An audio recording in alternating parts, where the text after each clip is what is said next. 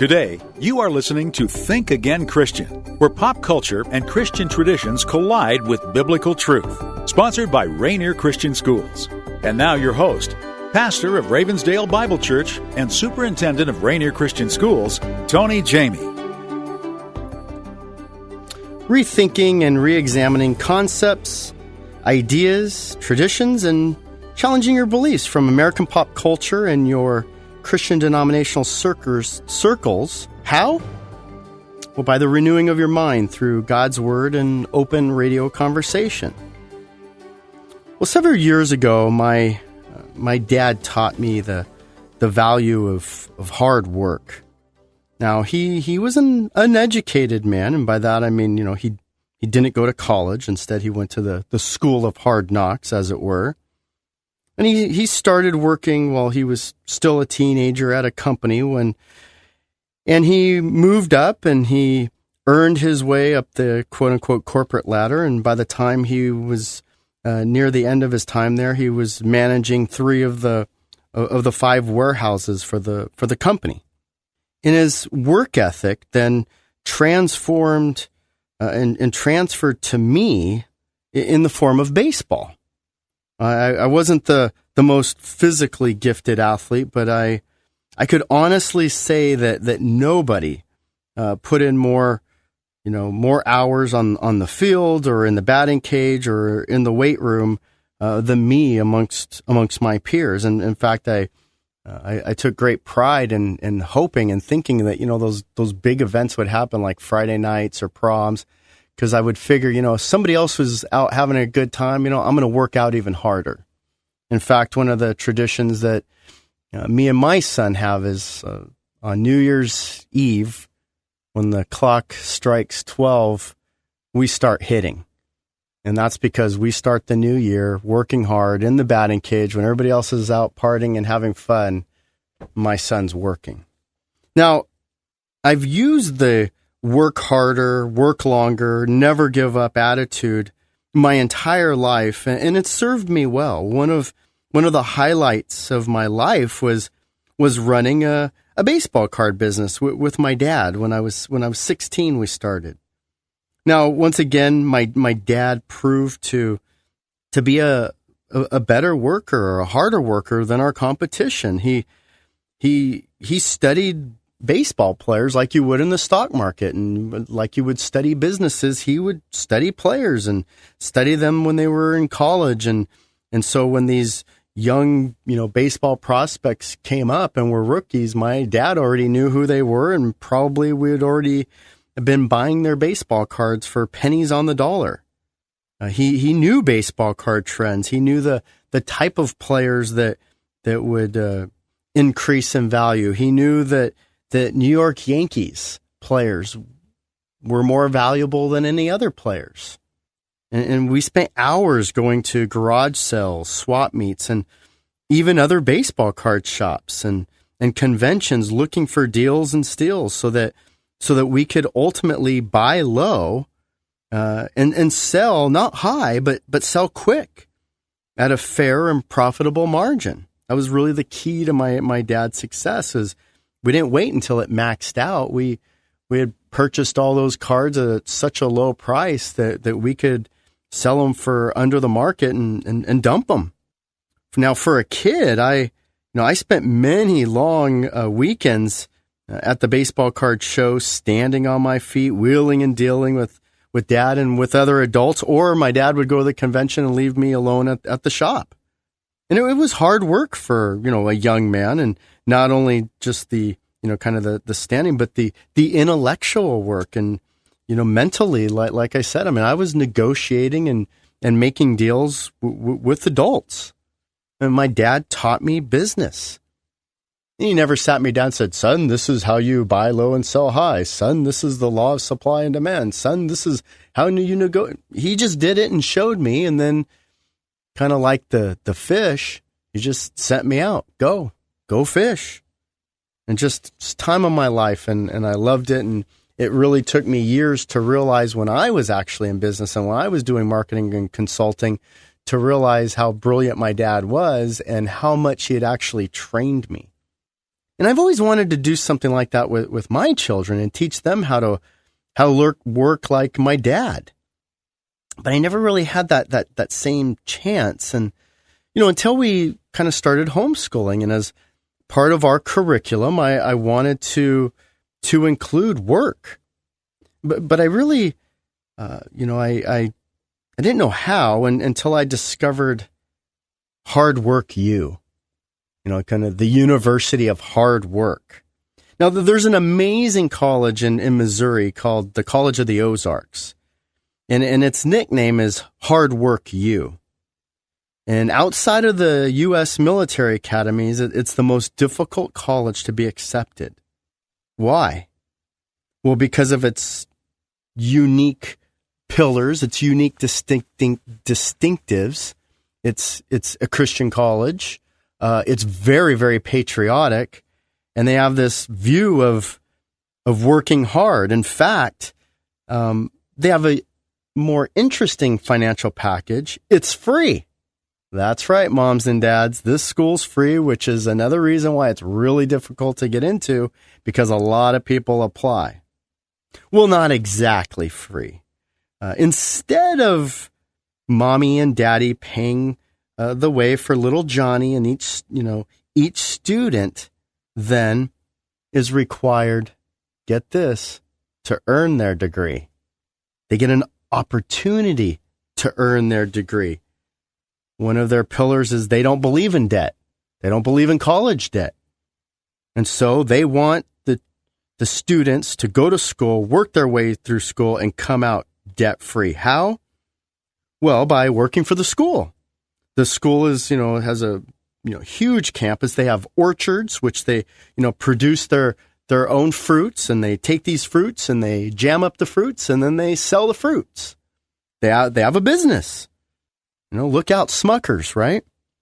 They have a huge animal husbandry, vet clinic going on there. They have a 4-star hotel. It's right there, right by Branson, Missouri. Some of you may be familiar with that place. And so they have their own 4-star hotel. So all the services that you would think that occur at a hotel, the students have an opportunity to work and serve there. They have a huge campus and lots of landscaping opportunities and all the typical jobs that you see at a college campus. Well, a few months after discovering Hard Work U, I found a great book written by 2 teenage boys, and the name of this book was called Do Hard Things. And the Harris brothers, they wrote this book about resisting the current culture which babies teenagers, and it pointed to the kind of the unlimited potential that kids do have. Yes, there's obstacles. Yes, there's difficulties. But there's amazing things that children can do. And we admire and love those stories when young people do them. But how come we don't talk about them more? And so in their book, they combat the idea of adolescence as just this, kindergarten through 12th grade vacation. The 2 young authors, used their biblical insights. They looked at history, and they looked at modern examples of hardworking teens and how that's a good thing. It's a great thing to be a hardworking teen. Well, the amazing things about these books is that, I had an opportunity to take, the kind of the meat of them and combine them and combine some of my own views. And so, through homeschooling, I created my own program. Now, I don't name it this to steal their thunder. I named it this to give them credit. And so I call it Do Hard Things U. Do Hard Things U. And so the idea was to create a home-based curriculum for either, a homeschooling family or just, something you do with your kids. The idea that you want to train your children to do hard things, and like it's a university, this is serious, and there's graduation at the end. One of the life lessons I've learned is that the path isn't against you. We think everything's against us. The path isn't against you. It's just the path. The path isn't against you. It's just the path.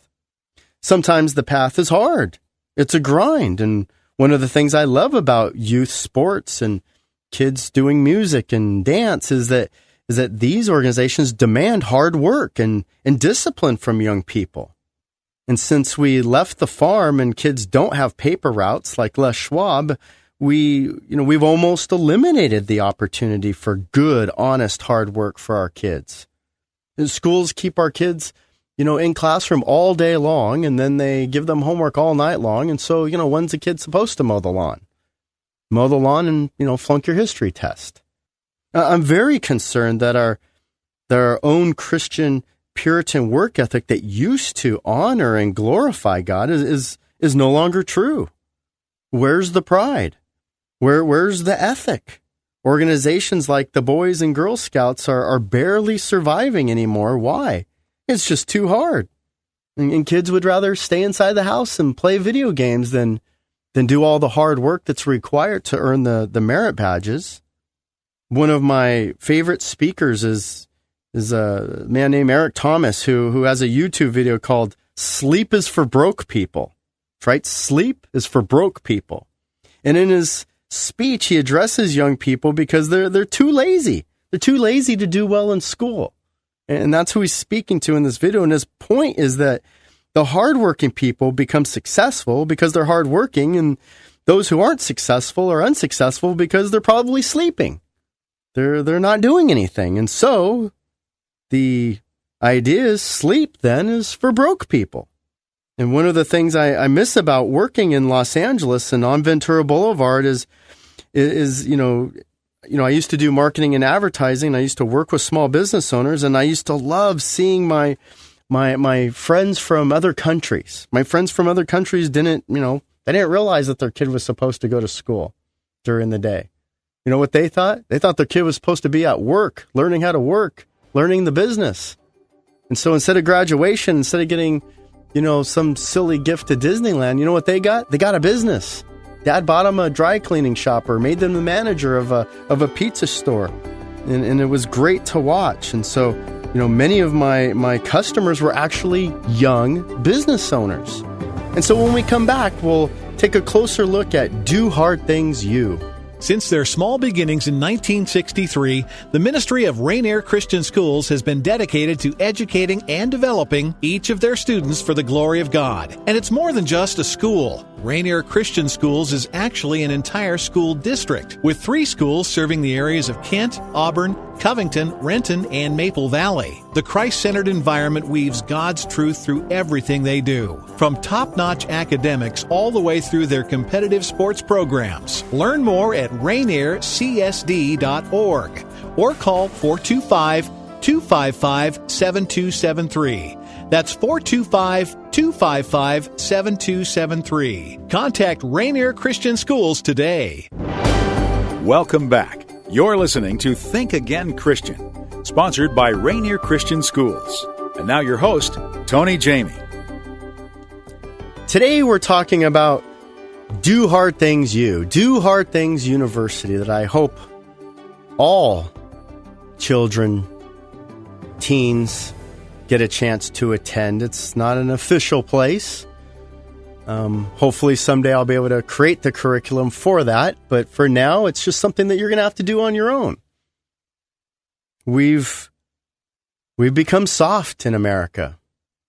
In our time of affluence, we've gotten lazy with our children. Remember that old American drive, and this is what made our country so great, is people from other countries wanted the American dream. And the American dream was that if I had an opportunity to work hard, to work harder than the guy next to me, then I would have an opportunity to do well for my family. And that's all I wanted. The only thing that the Italians, the only thing that the Irish, the only thing that the Chinese, the only thing that these people wanted was the opportunity to be successful. And you know where you did that? You went to America and you worked hard. It wasn't easy. Nobody was going to give you the business. Nobody's going to give you your land out there in the Great Plains. You might have to physically fight for it. You might die. Read Laura Ingalls Wilder. There was sweat. There was toil. There were blisters on the hand because of hard work. Hard work is good. And so we want to talk about doing hard things for our teens. And how do we do that? Well, one of the things we would want to ask is, why do we work? What's the point of work? To become wealthy? Well, I'm not against making money, and I'm not against making a lot of money, but let's just be honest. The point isn't to become wealthy, because most of us are not going to be wealthy. So by definition, most companies, most organizations that have 100, 200 employees, it's like 5 people make money, the other, 195 don't. And so that's, it's probably not going to be for wealth. Well, we work hard to glorify God, to provide provision for our families. And the Bible's not silent on this matter. 1 Timothy 5:8 says that a man who doesn't provide for his family, he's worse than an unbeliever. That doesn't mean that people who aren't rich are cursed and like unbelievers. It just means that people who don't work, people who refuse to work, who can work, they're like unbelievers. It's dishonorable, and so we're called to be workers. Proverbs 6:6 calls us to work diligently like the mighty ant. Right? We're supposed to work hard. All summer long. Work. Store. Why? Because winter's coming, and if you haven't worked all summer when everybody else is playing, going to the beach, when the ants are hanging out at the lake, you're going to die. Your family's going to die. And so that's the illustration given to us in Proverbs 6. Just read Proverbs 31 and look at the Proverbs mom. She's a workhorse.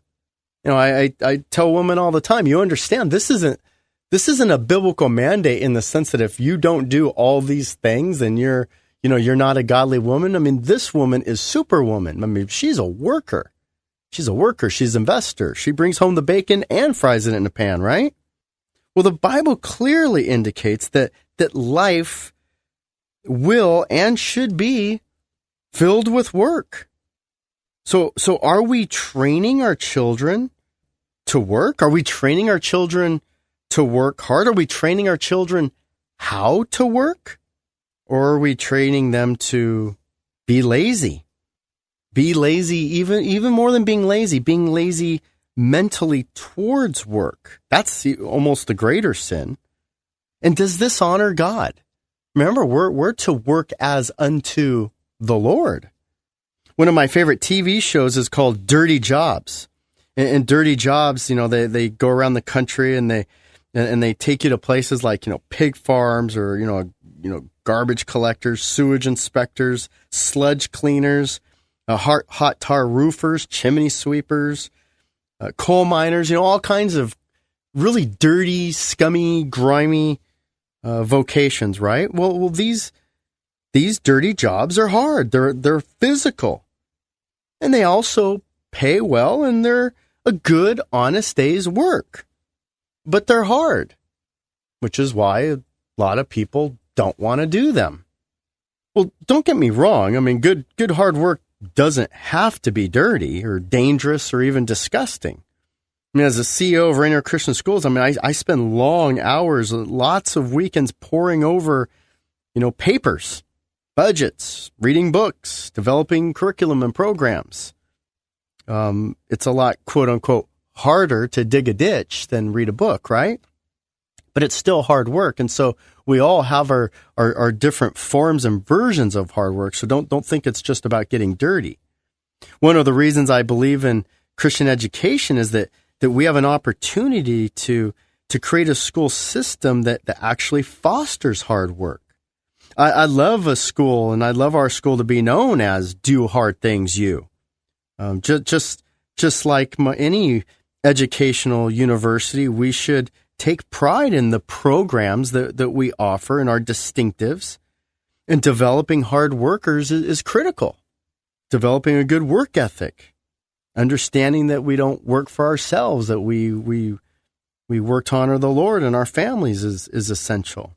When I was an athletic director at Rainier Christian Schools, I realized that I could actually have a bigger influence or impact on my TAs, not by having them help me do little tasks that I didn't want to do, like take out the trash, but I used that time to start, kind of developing my do hard things, philosophy. And, I developed a program, and, we called it Man Camp. Man Camp. It was more important to work on their character and to kind of challenge them, to even have them go do some things without explanation, without showing them how. And you know what? Sometimes they didn't do a very good job. Sometimes they didn't set up the volleyball net the right way. That's okay. It was the process that was important, and I used our time to challenge them intellectually, and I asked them deep questions that they had never been asked before, and sometimes they had to write like a paper to me. A major part of kids going to school is the actual learning of the grind of the process of school. Again, the path of education isn't against them. The teachers aren't against them. It's just the path. And the path of basic education takes 13 years. It's going to take 13 years to finish high school. Then you've got 4 more years for your undergraduate. Then you may have, 2 or 4 more years to do graduate work or, become a doctor. And, you're, in practice for life, right? And so we want them to understand that the process is challenging, that the process is good. One of my heroes, and I didn't know about him until a couple years ago, is Les Schwab. Les Schwab is a fascinating character. Don't just look at the sign of a tire shop and think, oh, there's some rich fat cat that owns a bunch of tire shops. This man's an American hero. This is a guy who lost his parents when he was a teenager and started a paper route to support his family, his brothers and sisters. Get this, by the time he was graduating high school, he was making more than his principal. And what he did is he started replicating himself. He had his paper route and he realized, wait, I could have 2 paper routes, but I can only be in one place at one time. So, I'll go give my buddy a percentage of my business. Well, he did that many, many times. And so he had a bunch of kids doing paper routes for him, with him. He had a little business.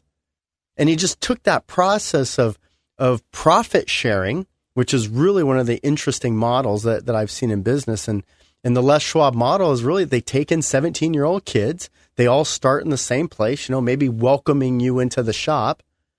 And they work their way up. They climb the Les Schwab corporate ladder, and by the time they end, they're managers, where they're like franchise owners. They have retirement, they have benefits, they provide for their family, and I hope you understand what I'm saying. I'm not trying to put this down at all, but they just work in an auto repair shop, and they have a great living.